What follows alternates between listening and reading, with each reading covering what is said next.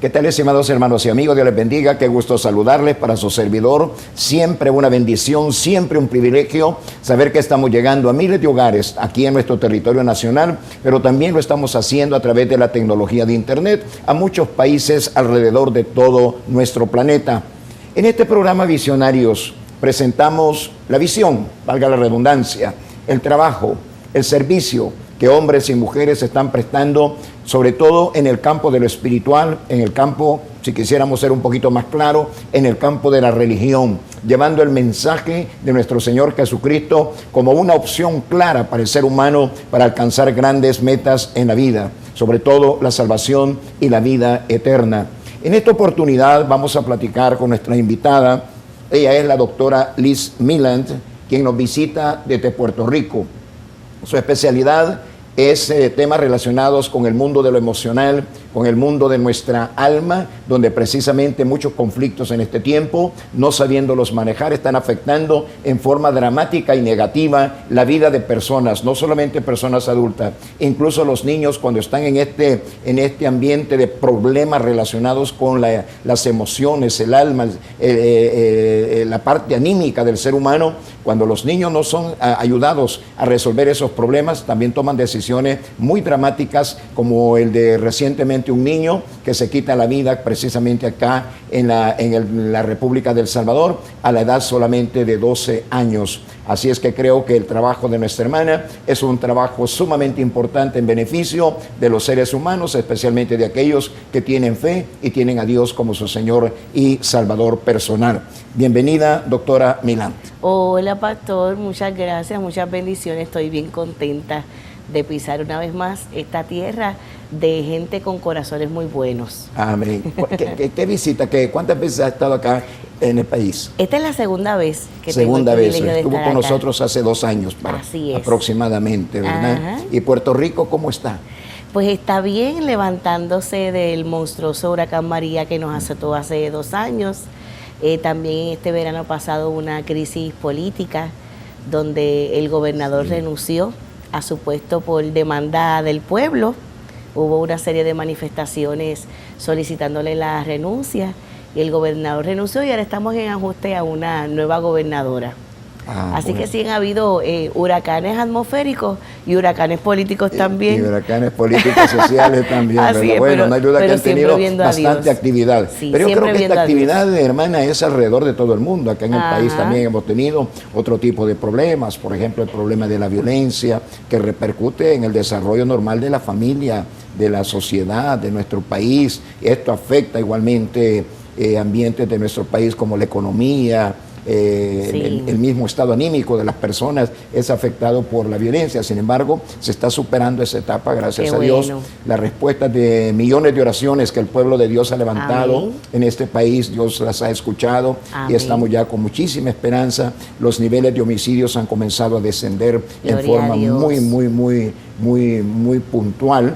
Y estamos pues con la esperanza de que Dios va a darnos por fin el país que todos queremos. Qué bueno. La oración del justo pueblo puede cristiano, mucho. Amén. El pueblo cristiano en Puerto Rico, ¿cómo está, hermana?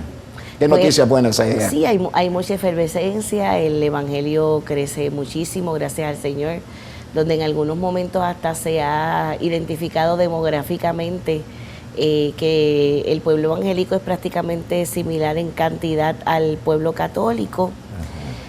Y hacen una labor social extraordinaria. Las comunidades de base de fe, que es como tradicionalmente se le llaman en Puerto Rico, muchas veces hacen la labor que en ocasiones el Estado, por falta de recursos, no pueden hacer. Sin embargo, la iglesia lo está haciendo.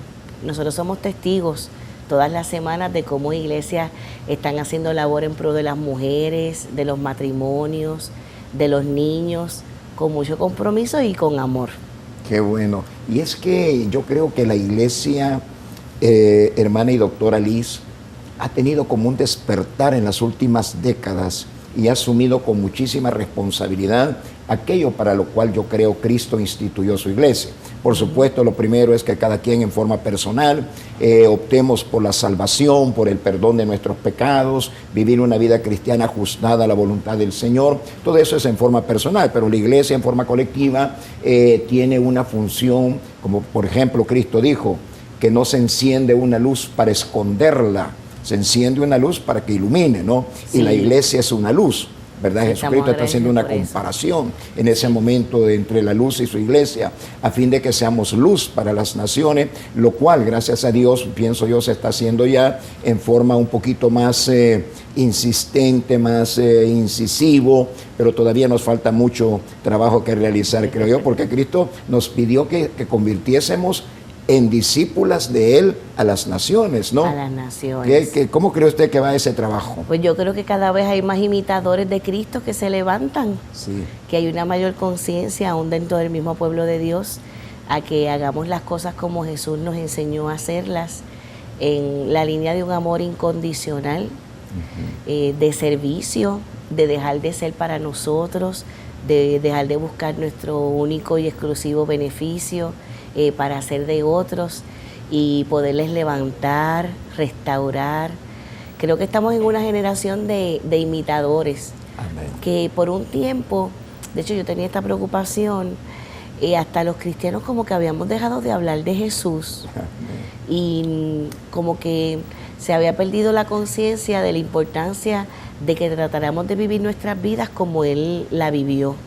Pero me parece que sí que ha habido un despertar de conciencia por el Espíritu Santo, para que cada vez tengamos el mayor desafío, como decía el apóstol Pablo, de que aunque todavía no lo hayamos alcanzado, no pretendemos haberlo alcanzado, pero una cosa hacemos, olvidando ciertamente lo que queda atrás y extendiéndonos a lo que está adelante, a ese supremo llamamiento en Cristo Jesús, y que diariamente ese debe ser nuestro desafío personal. Cada día parecernos más al Señor, amar y servir como Él amó y como Él sirvió. Amén. Las decisiones personales son sumamente importantes para que podamos cumplir tanto el propósito personal que Dios tiene con cada uno de nosotros, pero también, por supuesto, el propósito de la iglesia, que como antes dije, es que llevemos luz a las tinieblas, hagamos retroceder ese mundo de las tinieblas que ha golpeado tanto a la raza humana, ¿no? Como el enemigo ha hecho la obra destructiva que Cristo la describe en 3 palabras: robar, matar y destruir. Son palabras que salen de la boca de nuestro amado Redentor en señalamiento directo hacia la obra del mundo de las tinieblas, o como le llamó Pablo, el misterio de la iniquidad. Una palabra muy fuerte, el misterio de la iniquidad, y la iglesia está cada vez más activa, llevando el consuelo de la palabra, la fortaleza de Dios a través de la oración, en fin, todo ese mover cristiano, y esperamos que cada quien de nosotros permita que Dios encienda más fuerte ese fuego en nuestros corazones por la causa de nuestro Dios y también por la causa de las gentes a quienes Dios ama en forma indescriptible. Hermana, su carrera, me gustaría mucho hablar, ¿no? Sí. Posiblemente nuestros televidentes ya están muy inquietos preguntándose, ¿verdad? Y la doctora, a ver, ¿cómo está su preparación académica? Sí, pues por la gracia y el favor de Dios, tengo un doctorado en consejería, dentro de la vertiente de la consejería psicológica, y llevo más de 20 años como terapeuta.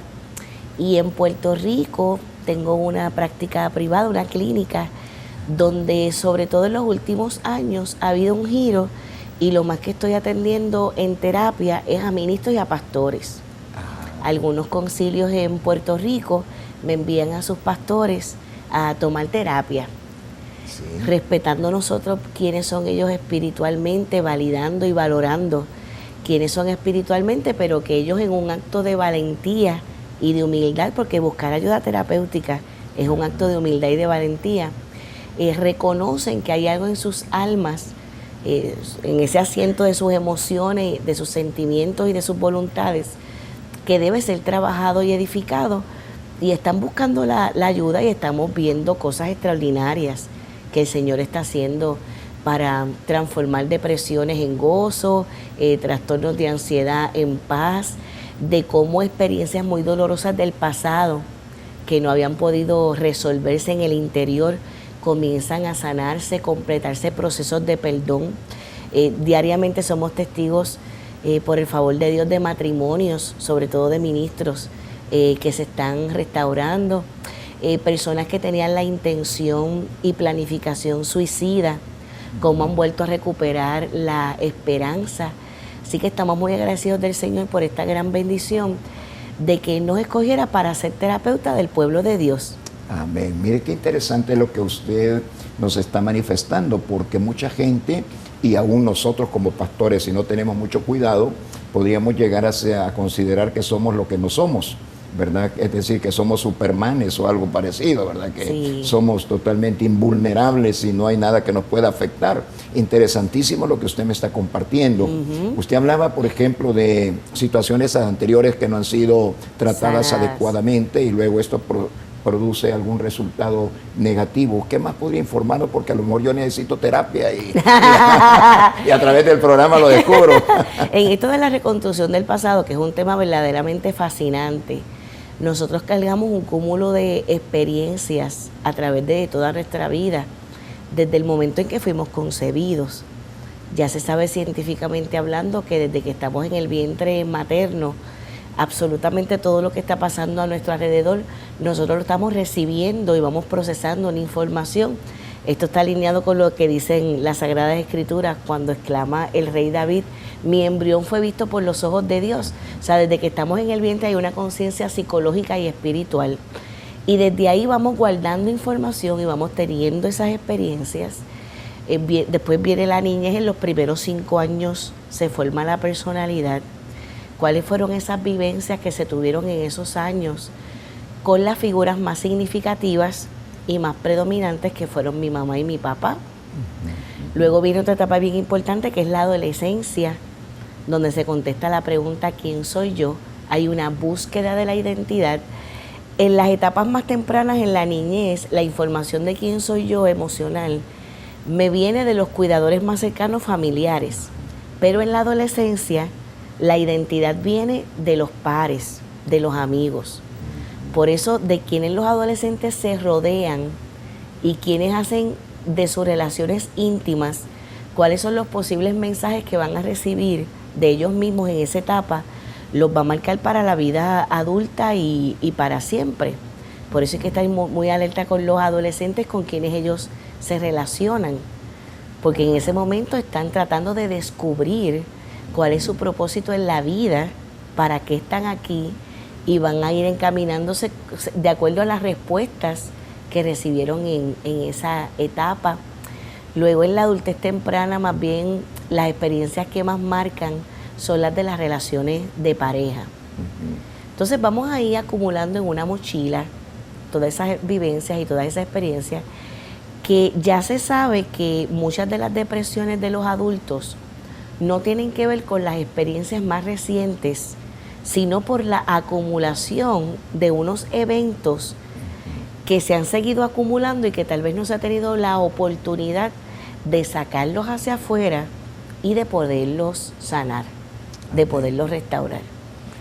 Problemas que no han sido solucionados del pasado, como por ejemplo los traumas, los hábitos tal vez no correctos, que le dijera a usted la baja autoestima, sí. ¿Eso podría afectar la vida ministerial?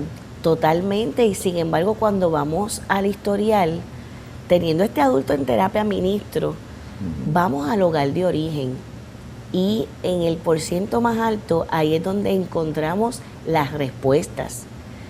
Ahí es donde encontramos las respuestas de sentimientos de vacío, de gente que está siendo usada por Dios de manera poderosa, de personas que están haciendo cosas bien intrépidas para Dios. Sin embargo, cuando llegan a su habitación en la noche y cierran la puerta, tienen un sentimiento de desánimo, de tristeza bien profunda. Y cuando no pueden encontrar las respuestas en los eventos más recientes, porque los eventos recientes son para que la persona se sienta feliz. Sí. Están viviendo tal vez hasta el sueño de Dios para sus vidas, y lo que ellos mismos a nivel personal se habían establecido como metas, lo están viviendo en el presente. Sin embargo, el sentimiento de vacío persiste. Y cuando comenzamos a hacer preguntas para descubrir las raíces, como dice el autor del libro de los Hebreos, hay que ir allá adentro a las raíces. Mira bien, examina bien, no haya en ti una raíz de amargura que te esté estorbando a ti y también moleste a otros. Te hace daño a ti y también hace daño a las demás personas.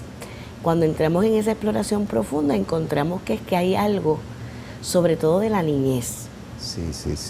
Hermana, que no ha sido resuelto. Una pregunta que se me viene a la mente a raíz de lo que estamos platicando. ¿Qué sucedía anímicamente con el gran profeta de Dios, Elías, cuando después de un momento tan exitoso como fue el experimentado en el Monte Carmelo, recibe una amenaza de la reina y sale huyendo? Y su hablar es un hablar muy lastimero, incluso invocando la muerte. Yo me atrevo a decir que se deprimió. Quítame la vida. ¿Qué está pasando ahí? Yo me atrevo a decir que Elías se deprimió. Los síntomas de depresión están ahí. Están ahí donde él, ¿verdad? Primero se mete debajo de ese enebro, de ese árbol pequeño, y comienza a hablarle a Dios de que él no había alcanzado la estatura de sus padres, que eso en psicología se le llama sentimientos de culpa. Él comienza a hacer una comparación y él está en frustración porque no pudo alcanzar unas expectativas. Se siente mal con él mismo y se siente culpable. De hecho, los sentimientos de culpa son sentimientos muy catastróficos. Porque en los sentimientos de culpa hay tristeza, hay frustración, hay temores y hay ira con la peor persona que uno le puede dar ira, que es con uno mismo. Porque si te da coraje con otra persona, tal vez tú puedes decidir no relacionarte con ella y protegerte. Pero cuando el coraje y la ira es contigo mismo es muy difícil, porque de mí mismo y de mí misma no me puedo librar, aunque a veces quisiera. Así que vemos esos sentimientos de culpa en Elías. Llega el ángel, lo alimenta, lo fortalece, y entonces después se mete dentro de una cueva. Y yo puedo como que sentir la carga emocional en la voz de Dios cuando lo ve dentro de la cueva y le pregunta: ¿qué tú haces ahí, Elías? Tu lugar no es la cueva. Elías se deprimió, pero hay un factor muy interesante aquí en cuanto a Elías, por todo lo que él había hecho ministerialmente, todo lo que él había trabajado. De hecho, en un momento dado, él era el único profeta de Jehová que quedaba vivo frente a todos esos profetas de Baal. Y entonces él se cansó. Yo creo que esto es bien importante. Él se drenó. Él tuvo un quemazón, como se le llama en inglés, un burnout. Porque uno compara el Elías del enebro y el Elías de la cueva con ese Elías que usted mencionaba del Monte Carmelo, y son como dos Elías totalmente diferentes. Son diferentes. Así que el cansancio, que esto es un tema importante para gente muy especial que nos está viendo y escuchando en esta hora. El cansancio, el que él tal vez se exigió demasiado y se agotó ministerialmente, porque fue por la causa de su ministerio, de hacer la voluntad de Jehová. Se drenó, no tuvo esos espacios.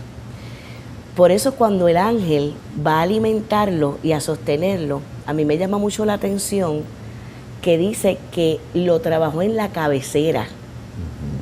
Cuando yo leí eso en una ocasión, cuando uno lee algo que las letras de la Biblia a uno le brincan, ¿verdad? Como que te saltan esas letras.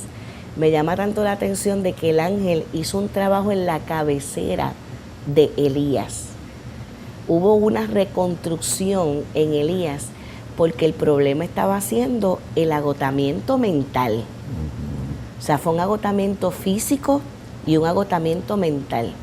Así que creo que estamos en una maravillosa oportunidad de decirle a gente que ama a Dios, gente que quiere hacer la voluntad de Dios, gente que está caminando en los sueños y en el cumplimiento de cosas extraordinarias de parte de Dios, que hay que descansar.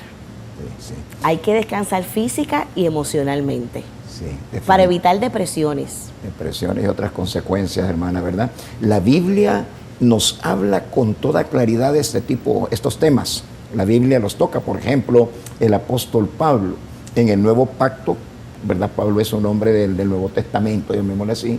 Él dice: quítese de vosotros toda amargura, enojo, gritería, toda esa, ¿verdad? Todo ese cúmulo.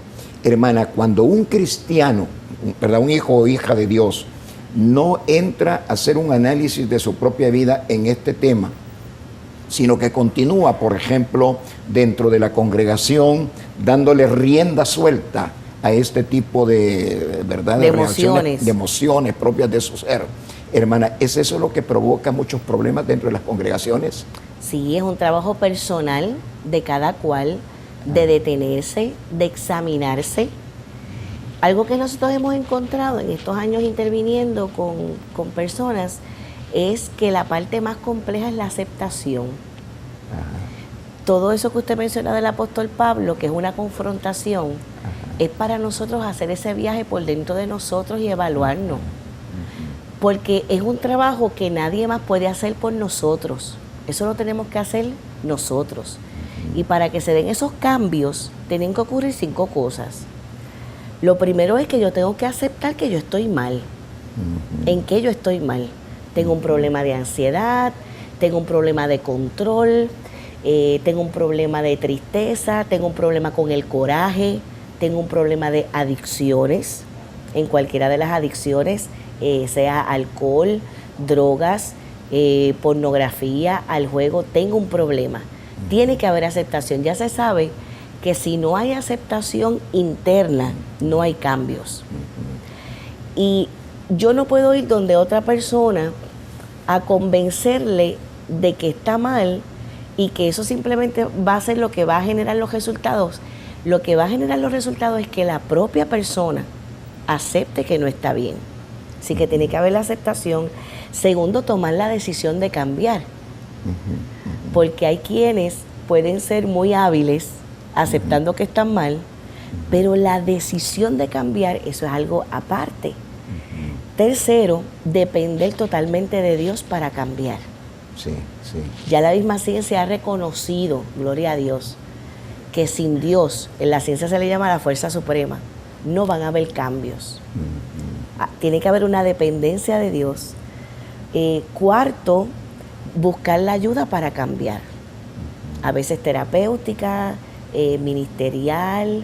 Por algún lado yo tengo que buscar a unas personas que sean mis auxiliadores en grupos de apoyo, unos auxiliadores para yo poderme levantar. Y la quinta, que es casi tan importante como la primera, es que se vean los frutos del cambio. Cierto, como cierto. dice la Biblia, por sus frutos los conoceréis. Amén. Hermana, eso se es tienen cierto, que ver ¿verdad? los frutos. Un árbol malo nunca va a dar buenos frutos y un buen árbol no va a dar malos frutos, definitivamente. Creo que la iglesia tiene que ponerle atención a como esta parte de la vida de cada quien, ¿no? Que sí pueden haber problemas en nosotros que debemos de reconocerlo. Y este principio de reconocer, ¿verdad? Cada quien en forma personal, bueno, aquí yo necesito transformación, ¿verdad? Como dice usted, y voy a hacer un poco de énfasis al respecto, creo que nos cuesta reconocer muchas veces que andamos mal.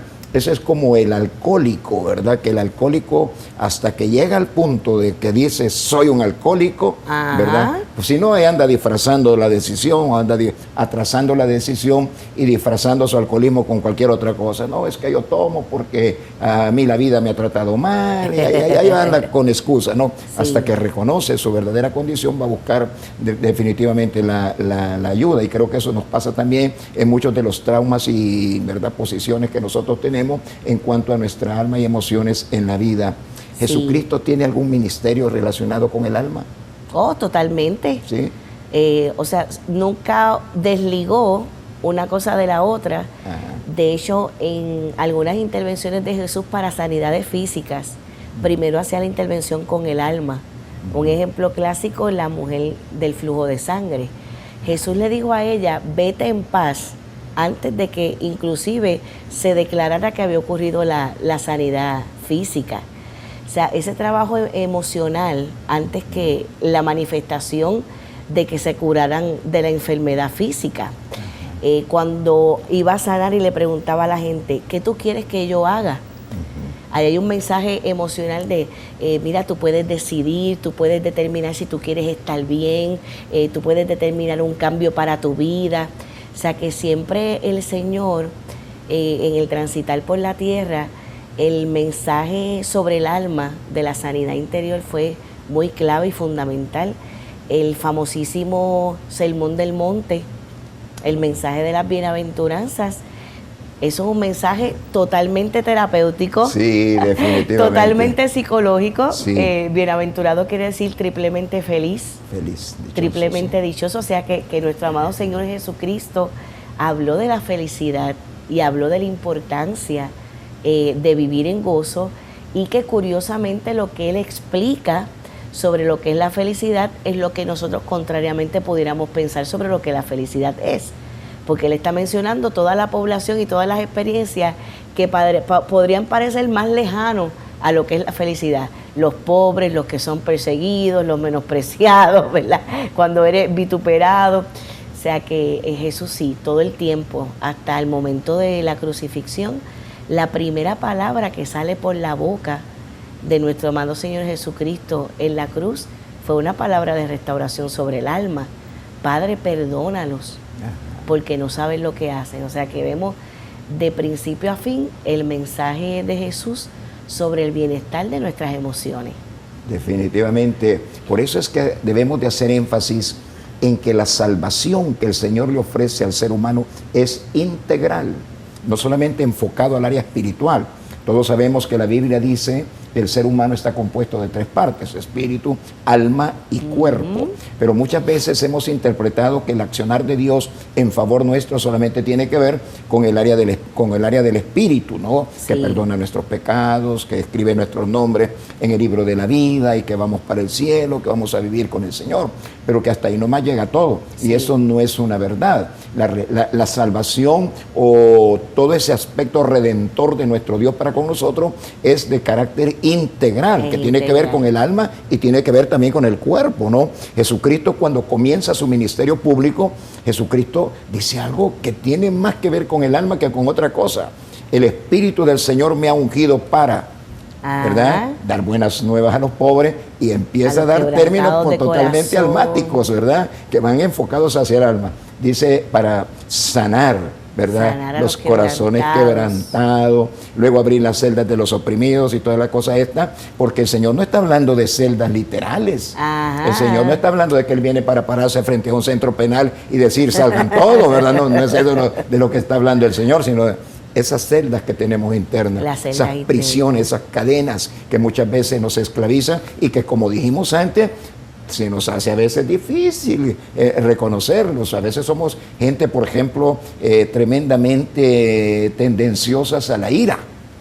Sí. Pero no, como que no nos gusta enfrentarnos a que tiene que haber un cambio en nosotros mismos, cuando la palabra dice que tenemos que apartarnos de ese modo de ser, ¿verdad? Sí. Esas son las celdas que nos oprimen. Yo creo que gente que nos está viendo y escuchando dice, ese soy yo.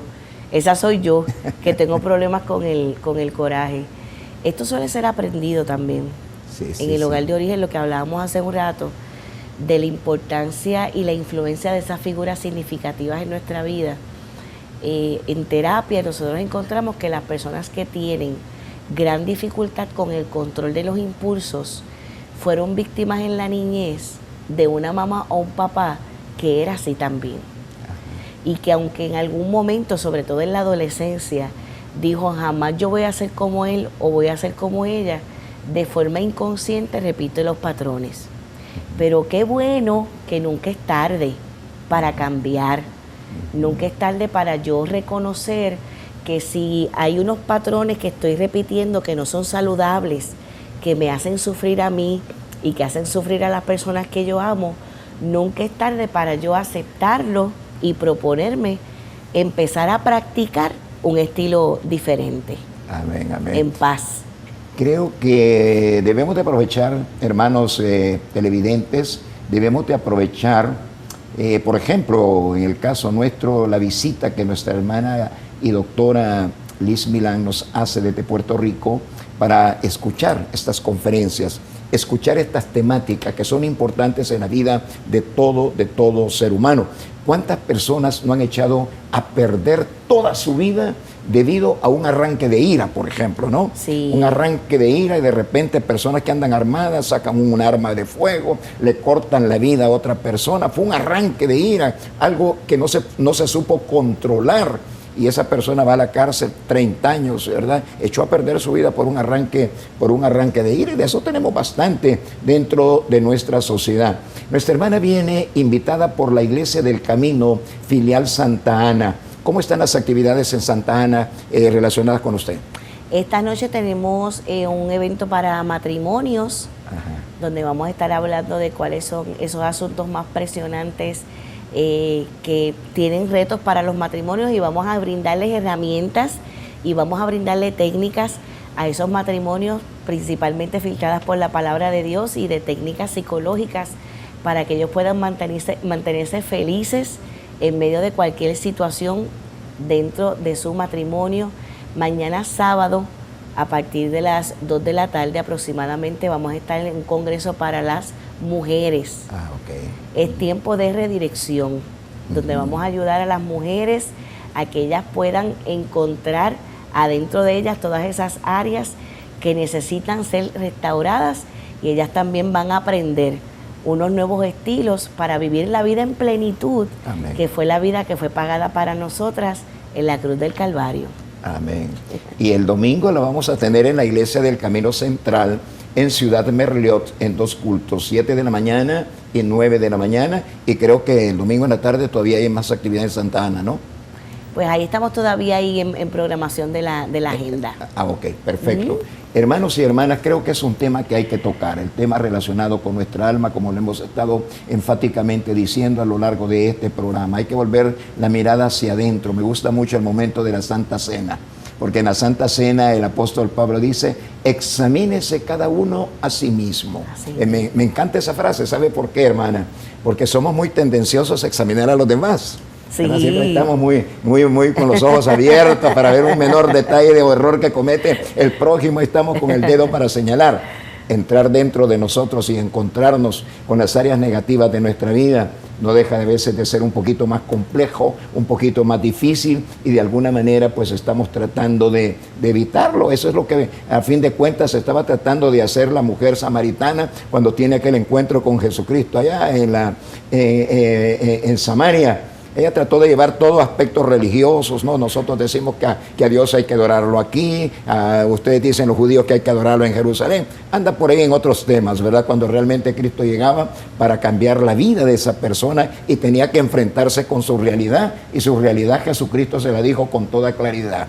5 maridos has tenido, le digo, y el que tenés no es el tuyo. No hay duda que el Señor se fue exactamente al punto crucial de la vida de esta mujer, y ahí esa mujer experimenta una transformación, un cambio, cuando Cristo la interna dentro de sí misma a reconocer, ¿verdad?, que en búsqueda de la felicidad ha escogido caminos equivocados. Exacto. Así es que van a tener los hermanos de la filial Santa Ana, Iglesia del Camino. Ya voy a pedir por ahí que me pasen la dirección para que todos ustedes, hermanos y hermanas que nos están viendo, y también amigos y amigas que nos están viendo allá en la ciudad de Santa Ana, también puedan acudir a esta hermosa cita que redundará indiscutiblemente en bendición para su vida, en bendición para su entorno familiar, y también para los lugares donde usted generalmente se mueve, trabajo, actividades académicas, lo que sea. Una vida sana indiscutiblemente será muy hermoso vivirla, y también de grandes resultados para los demás. Vamos a ir a una pausa en este momento. No pierda la sintonía, vamos a seguir platicando con nuestra hermana, la doctora Lisa Milán, para que aprovechemos al máximo este programa de Visionarios, donde ella está exponiendo con mucha claridad y profesionalismo, está exponiendo sobre la tarea que Dios le ha puesto a hacer sobre la faz de la tierra. Volvemos en breves momentos.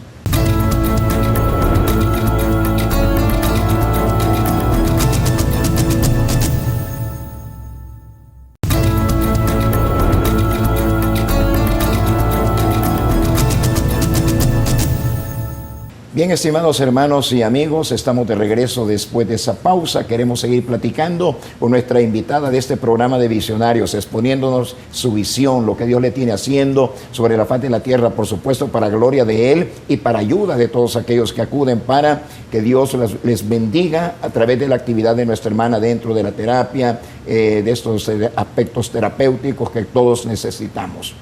Hay una porción escritural que me gusta mucho, me recuerda que debemos de ser muy activos nosotros los hijos de Dios en tratar de ayudar a nuestros hermanos. Cuando Jesucristo se para frente al sepulcro de Lázaro, ¿verdad? Jesucristo dice: quiten la piedra, tambaleante fe de Marta en ese momento cobra fuerza y dice, no, ya Yede, ya tiene 4 días de estar enterrado mi hermano Lázaro, no, quiten. Ahí, como digo, es una fe tambaleante, pero quiero llegar a otro punto. Jesucristo le dice, no te he dicho que si crees verás la gloria de Dios. Y luego Jesús ordena que Lázaro salga y Lázaro sale. Pero después hay una porción escritural que creo los predicadores de la palabra, los líderes de la iglesia, tienen que ponerle un poquito más de atención. Jesucristo le dice a sus discípulos, quitadle vosotros las vendas. ¿Qué cosa más linda, más interesante? Jesucristo le da nueva vida a Lázaro. La vida solamente la puede dar. Jesús es el autor de la vida, ¿no? Claramente la palabra dice. Pero las vendas, le dijo Jesús a sus discípulos, esas vendas quítenselas a ustedes. Y yo creo que trabajos como el suyo, hermana y doctora Liz, forma parte de ese trabajo encomendado por Jesús a nosotros, la iglesia. Quiten ustedes las vendas, ¿verdad? Porque hay un montón de gente dentro de nuestras congregaciones, y si lo queremos desconocer, nos estaríamos mintiendo a nosotros mismos, que están heridos, están heridas, y como están heridos y están heridas, andan hiriendo a la demás gente, ¿no? Sí. A ver, platiquemos un poquito de esto. Son vendas que tienen que ver con la muerte, que están asociadas a sepulcro. Y también son vendas paralizantes. Al estar atado Lázaro, no podía caminar, no podía ir hacia el frente, que es precisamente lo que nos pasa cuando estamos con todas esas ataduras, de esas heridas del pasado, de esos asuntos que todavía no hemos podido resolver, de esos procesos de perdón que no hemos podido completar. Y si es un fundamento, una persona lo podría tener absolutamente todo para ser feliz, pero si permanece atado con esas vendas de lo que fue muerte en el pasado, si todavía está atado e imposibilitado para caminar con toda libertad hacia el futuro, no va a poder disfrutar de todas las cosas bellas y maravillosas que el Señor tiene preparadas para ellos. Y es una decisión.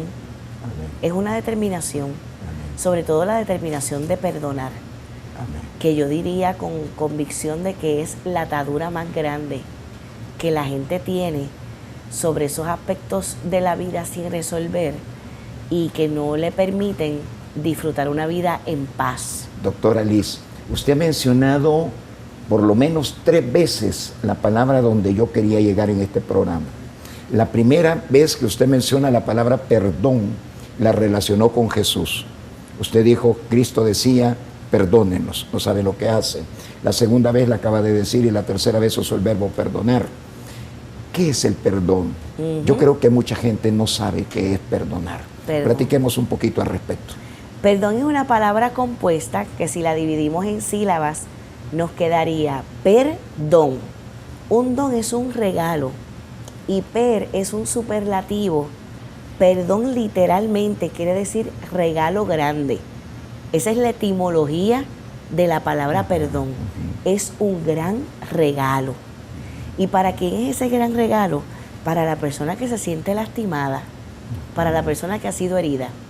Y es una determinación el que yo voy a comenzar a disfrutar de ese regalo, independientemente de si la persona que me lastimó, me ofendió, me maltrató, me laceró, me traicionó, me injurió, independientemente de si esa persona ha reconocido que me falló, independientemente de si la persona ha venido donde mí a pedirme perdón o no, que yo determine, por una cuestión de mi libertad y de mi plenitud en Cristo, yo determine que yo le voy a perdonar para yo ser feliz. Es una decisión el perdón también, o sea, es un regalo. El perdón es una decisión, es una determinación que solamente soy yo quien se va a convencer de eso, y es una decisión para uno ser feliz. Para uno ser feliz. Para uno ser feliz. Uno sigue dándole peso a la historia de dolor si uno no se detiene en el camino a perdonar. ¿Qué resultado más maravilloso sigue tiene el perdonar? Definitivamente, si tiene que ver con mi felicidad, ¿por qué razón yo no voy a perdonar? Mucha gente cree que es que el perdón es en beneficio al ofensor o a la ofensora. Ajá. Y podemos comúnmente escuchar a gente decir, no, es que él no se merece que yo le perdone. Ajá. Es que no es justo que yo le perdone, porque es que tienen la falsa idea. Esto es uno de los mitos del perdón. Recordemos que mito es lo más lejos de la verdad.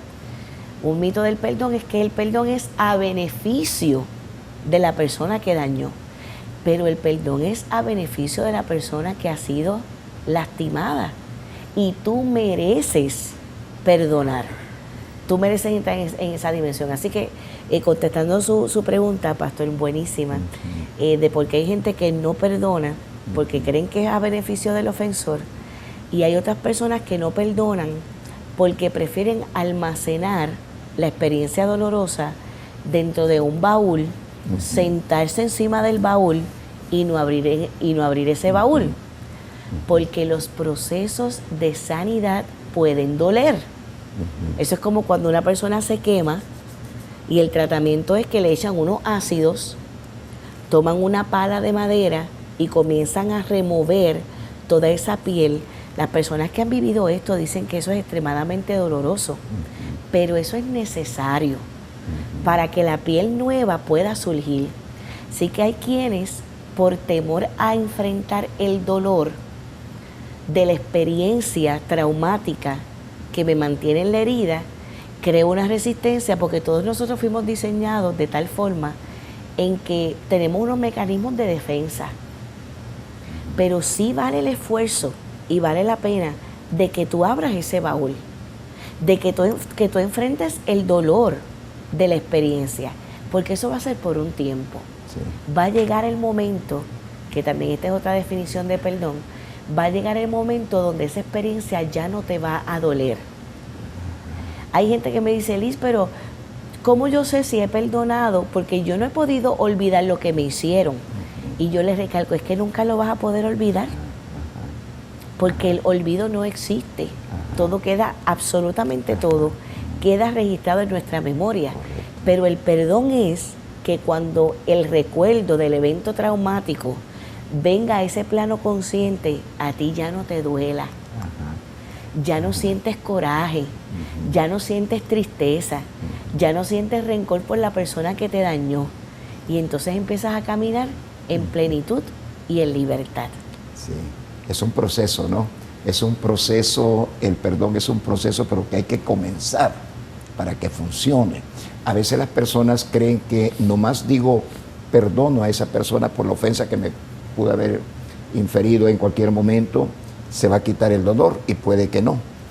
Puede que no quite el dolor, ¿verdad? No. En el caso, hermana, de una mujer, digamos, hablemos del sexo femenino, de una mujer que ha sido violada por su padre a temprana edad, posiblemente en la infancia o en la adolescencia, ¿qué tiene que hacer? De hecho, hemos tenido algunos casos, y lo primero que quiero decirte es que nunca es tarde para sanar esa vivencia. Pues tal vez hay personas que nos están escuchando, eso me pasó cuando niña, pero ahora tengo 40, 50, 60 años, mi papá está muerto, que eso es otra pregunta que la gente se hace. ¿Yo puedo perdonar a una persona que me dañó pero que ya está muerta? Sí lo puedes hacer. Así que lo primero que queremos decirte es que nunca es tarde para tú ser libre de ese dolor. En estos momentos yo tengo en mi oficina un hombre de 64 años que fue abusado sexualmente por un tío. Mi esposo y yo estábamos ofreciendo unos talleres para matrimonios y hablamos del tema de la sexualidad. Y dentro del tema de la sexualidad a matrimonios hablamos de que en casos donde ha habido abuso sexual, eso puede tener una implicación en la vida sexual adulta y se refleja en el matrimonio. Y entonces nos estábamos quedando todos los matrimonios en un hotel, y cuando este hombre regresa a la habitación con su esposa, él le confiesa, después de más de 40 años casados, de que él había sido abusado sexualmente por el tío. Y su esposa, muy sabiamente, porque la mujer sabia edifica la casa, ella nunca le recriminó, no le dijo por qué no me lo dijiste, no fue justo de tu parte que no me lo dijeras. Ella muy sabiamente le dijo, yo te voy a dar apoyo para que busques ayuda. Y eso es un paciente activo que yo tengo actualmente en Puerto Rico, donde él llega con su libreta y estamos haciendo unos ejercicios. Uno de ellos fue escribirle una carta, aunque él ya no tiene relación con esa persona. De hecho, la persona está muerta, el perpetrador, quien le abusó, le escribió una carta. Esto es un ejercicio puramente psicológico, no tiene nada que ver con lo espiritual. A veces un poquito la gente se preocupa de que hablemos le vamos a escribir una carta a alguien que está muerto. Pero quiero recalcar con mucho respeto, no es un asunto espiritual, es un asunto puramente psicológico, donde él le redacta la carta, y tal vez esto puede ser un ejercicio liberador para mujeres y algunos hombres que nos están viendo o escuchando en esta hora. Le escribió cómo se sentía, cómo el niño se sintió cuando le hizo eso. Y sobre todo en esa carta, lo más importante fue que manifestara que le estaba perdonando. Yo te perdono y lo dejo ir. Y lo está trabajando muy bien. Seguimos nosotros haciendo ejercicios para que pueda liberarse totalmente de esa experiencia de dolor. El abuso sexual es el abuso que más se calla. Sí, sí. Es muy interesante cuando uno interviene con niños abusados sexualmente y se utiliza una técnica que es la terapia del dibujo. Se les manda a hacer un autorretrato, que es que se dibujen a ellos mismos. La mayoría de los niños abusados sexualmente se dibujan a ellos mismos sin boca, porque hay algo que la víctima cree que no es cierto, y es que tuvo que ver con el abuso. En ningún otro abuso pasa esto tanto como en el abuso sexual. La víctima siente que hizo algo para que el perpetrador le abusara, que le provocó, que le incitó, algo, nada más lejos de la verdad.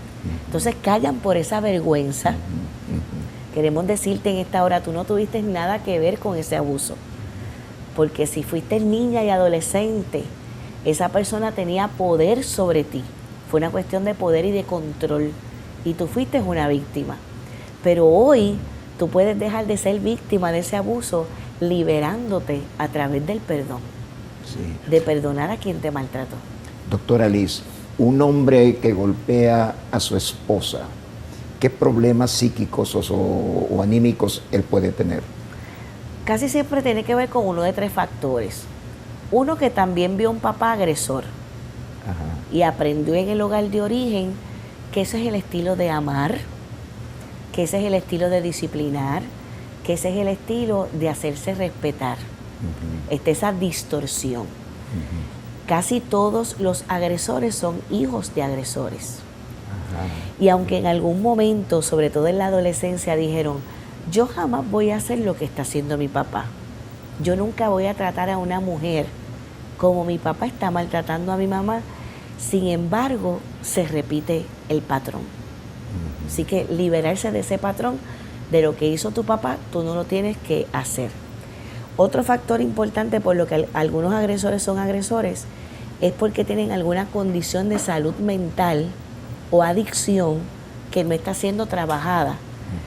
Por ejemplo, algunas personas que tienen trastorno bipolar, personas esquizofrénicas, que tienen problemas de abuso de alcohol o de drogas, pueden tornarse agresivas, y el problema principal no es el ser agresivo, el problema principal es una enfermedad que no se está atendiendo. Hay que buscar ese diagnóstico y tratamiento. Y el tercer factor son personas que tienen mucha dificultad para controlar la ira. Sí. En algunas investigaciones de agresores que mataron a las mujeres y que están en instituciones carcelarias, cuando se han hecho estudios sobre ellos, la mayoría de ellos dicen verdaderamente esto les pasó. No recuerdan el momento en que mataron a la víctima, sino que fue que el coraje los nubló, que el coraje los cegó. Así que lo importante es buscar las ayudas y las herramientas para el control del coraje. Porque entonces la razón principal por la que te está pasando eso es por el pobre manejo del coraje y del control de los impulsos. Y comenzar a aprender un nuevo estilo de cuando te dé coraje, qué tú hacer. irte a caminar, irte a correr, ir a hacer una lectura, por supuesto ir a orar, tener una dependencia de Dios, hacer una respiración, cambiar la actividad, algo que te ayude a ti a canalizar ese coraje y esa ira. Amén. Definitivamente creo que hay tanto muchas veces que tratar respecto a los problemas que llevan a la conducta equivocada de muchas personas que tienen sus raíces, como dije en una porción anterior, que tienen su origen en problemas de tipo anímico, almático, ¿verdad?, psicológico, pero que sí tienen solución, que sí pueden ser ayudadas esas personas. La última pregunta, porque el tiempo se nos está agotando, doctora, el homosexualismo, a la luz de la ciencia, de la psicología, pero también del mundo espiritual, ¿cómo ve usted el problema de la homosexualidad? A nivel de ciencia, sobre todo de la ciencia de la conducta humana, está altamente probado de que es una decisión que la persona toma y que así como decide ser homosexual, también puede decidir dejar de serlo. A nivel biológico, no hay ni un solo estudio que haya comprobado o que pueda afirmar de que hay una predisposición genética o que hay alguna cuestión endocrina u hormonal. No hay un gen sobre el homosexualismo. De hecho, han habido investigaciones donde se han invertido millones de dólares para tratar de comprobar de que hay algún factor biológico que conduzca al homosexualismo, y no hay una sola investigación esto se ha estado estudiando por muchísimos años y no hay una sola investigación que pruebe que tiene que ver con factores biológicos o que se nazca así. No hay ninguna investigación. Lo que sí ha apuntado la ciencia es que es una decisión que la persona toma. Muchas veces por traumas toman esas decisiones. Una gran cantidad de personas homosexuales fueron abusados sexualmente en la niñez. O hay una distorsión en lo que tiene que ver con la figura hombre o la figura mujer por lo que pasó en la relación con sus padres, como por ejemplo un hijo de un hombre maltratante comienza después a buscar figuras hombres para llenar la ausencia de ese papá maltratante. O sea que son asuntos profundamente psicológicos, todos manejables, y que se ha encontrado que es una determinación. En los manuales de diagnóstico dentro de la psiquiatría, por un tiempo estaba el homosexualismo como un diagnóstico. Pero en las revisiones más recientes, en las versiones más recientes, debo decir, no aparece el homosexualismo como un diagnóstico, porque se ha comprobado que es un estilo de vida que la persona determina, un estilo de vida que les hace sufrir muchísimo. No he conocido todavía a alguien que me diga con toda honestidad que se siente totalmente feliz, lleno y pleno porque es homosexual. Todavía no he conocido una sola persona. Cuando van a terapia y de verdad abren su corazón y dicen realmente lo que están sintiendo, me dicen que es un vacío, es un dolor, es un sentimiento de inadecuacidad, de insatisfacción muy grande. Pero muchas veces vamos a esas heridas del pasado, las podemos sanar y la persona puede tomar la decisión, y hemos sido testigos de algunos casos donde la persona lo ha logrado. Amén. De homosexual ahora es plenamente heterosexual. Gracias a Dios que sí se puede, ¿verdad? Por eso sí es que creemos que el cristianismo es una opción. El cristianismo es una opción no solamente para obtener, como dije al principio, el perdón de pecados, la salvación, la vida eterna. Dios es una respuesta integral para el ser humano. Él tiene respuesta para los problemas también del alma. Él tiene respuesta también para los problemas del cuerpo. Claramente la palabra del Señor dice, en sus llagas fuimos sanados. Eso tiene que ver también con las enfermedades que agobian muchas veces nuestro cuerpo. Había pedido la dirección de Santa Ana, ya se me facilitó por acá, la dirección de la iglesia filial, me refiero a la iglesia del Camino, filial Santa Ana, para asistir a las conferencias, a las actividades que la filial del Camino tendrá ya en la ciudad de Santa Ana, y también, hermano y hermana, para que usted encuentre un lugar muy bueno donde se pueda congregar. Está con nosotros aquí está en este programa, pero también está pastoreando en la iglesia el pastor Dani Castillo, Sana Doctrina. Somos una iglesia que somos muy celosos con el aspecto de la sana doctrina, y la dirección es la siguiente: Cuarta Avenida Sur, entre 13 Calle Poniente y la calle José Mariano Méndez. Esto queda media cuadra al norte del Colegio María Auxiliadora. Si usted quiere un teléfono, con mucho gusto se lo vamos a facilitar en este momento, un teléfono fijo. Tome nota, por favor, su lapicito, su papel. El teléfono fijo de la Iglesia del Camino, filial Santa Ana, es 2447 y 1913. 2447 1913. Por favor, indague sobre las actividades con la doctora Liz Milán, pero también las actividades cotidianas de la Iglesia del Camino, filial Santa Ana. Doctora, le agradezco mucho que haya estado con nosotros en este programa. Hemos tocado temas muy importantes, temas que muchas veces, ¿verdad?, la iglesia tiene un poco de temor de tocar, pero que producen tantos sinsabores en la vida de las personas por no solucionar esos problemas, cuando Dios tiene una respuesta para todo problema, ¿no? Él es el Dios de lo imposible. Unas últimas palabras para despedirse de la teleaudiencia, por favor, doctora. Muchas gracias, pastor, por esta bendición y por esta oportunidad. Pues te recordamos de que la voluntad de Dios para tu vida es que seas feliz. Esto no quiere decir que en el transitar por aquí no vamos a tener dolores, pérdidas y sufrimientos. El mismo Jesús dijo que mientras caminemos por aquí vamos a tener aflicción. En el mundo tendrán aflicción, pero a eso no le puso un punto final. Dijo: más confíen porque yo he vencido al mundo. Nunca los dolores de la vida son el lugar donde nos debemos quedar, sino que son lugares desde donde nos debemos catapultar, que es ser movidos y lanzados mucho más allá de lo que nosotros podemos imaginar. Regocíjate siempre en el Señor.